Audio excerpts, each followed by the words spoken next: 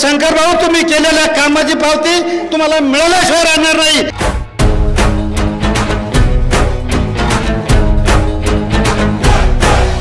सांगाव, मी शंकर मांडेकरकडे गेलो, शंकर मांडेकरने दिलेला शब्द पाळला नाही.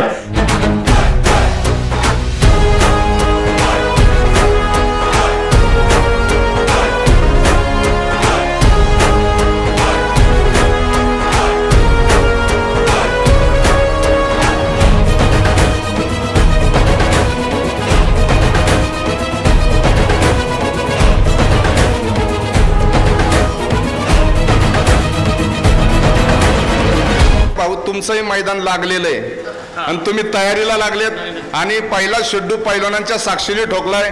बघा काय होतं, हे उभे जर पाठीमागे राहिले तर नक्कीच तुमच्या मनामध्ये आहे ते झाल्याशिवाय राहणार नाही.